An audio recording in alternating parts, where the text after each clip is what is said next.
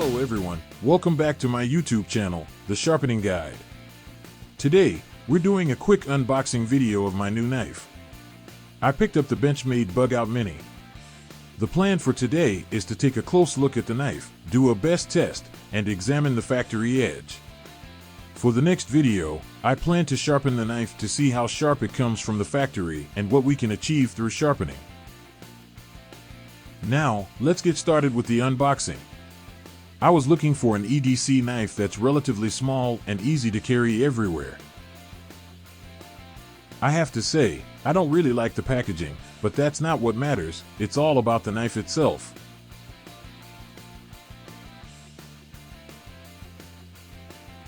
Alright, this knife is really tiny. The color looks much more vibrant in pictures, but in reality, it has a more matte finish. Visually, I like the size, but when compared to something like the Manix 2, you can clearly see how small the Bugout Mini really is. The action is still pretty stiff, and opening it with one hand is difficult because of its small size. I definitely need to practice a bit and add some oil to make it smoother.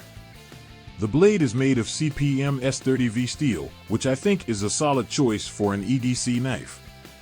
My Spyderco Manix 2 has the same steel, and I've had only positive experiences with it so far. Of course, the heat treatment is what truly matters in the end, and I don't have any experience with Benchmade's heat treatment yet. One thing that stands out immediately is that the factory edge isn't great.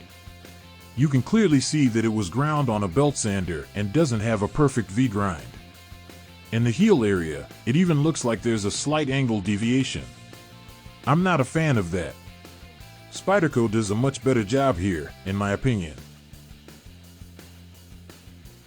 The handle material is Gryvery, which is a very lightweight but durable plastic. It was used to keep the knife as light as possible. The handle is actually lighter than the blade itself. The knife weighs about 45 grams, which is 10 grams less than the standard Bugout. I have to say, despite its size, it actually feels good in hand when open. For a factory edge, it feels decently sharp. I'd guess a Bess score of around 250, but we'll test that in a moment. The small size does make handling tricky. It is possible to flip it open, but the weight distribution feels a bit strange. You can really notice how light the handle is, making the knife want to tilt toward the blade. The color isn't as nice as it looked in the pictures, but orange has the advantage of being easy to find in the woods if you drop it. I still need to test it in daily use.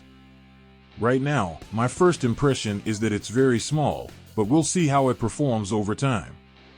One thing I do like is that the knife is fully made in the USA, which I personally see as a quality sign. Now, let's get in close and run the Bess test to see how sharp this knife actually is. As you know from my sharpening videos, I use my 100-gram weight to tension the test filament. This allows me to get consistent Bess scores and also saves on filament since I don't need to wrap it around to fix it with the screw. It's important to hit the filament as close to the center as possible since that can affect the results.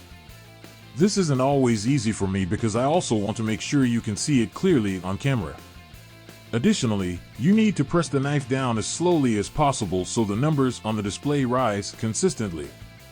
If you cut the filament too quickly, you'll get an artificially low Bess score, but that's not accurate. Unfortunately, there are plenty of fake measurements like that on YouTube. 235, that's not bad for a factory edge, but there's definitely room for improvement. One thing I just noticed, there are already some scratches on the blade. But you'll see that in the close-up shots in a moment.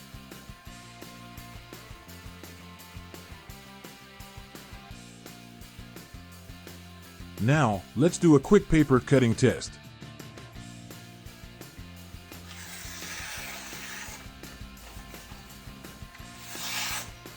It actually feels pretty decent. So, to be honest, after this first impression, I'm not too excited about this knife yet. But of course, I can only give a final opinion after a long-term test and sharpening session. If you want to see how sharp we can get this knife, make sure to subscribe so you don't miss it. See you next time, and remember, keep your knives sharp.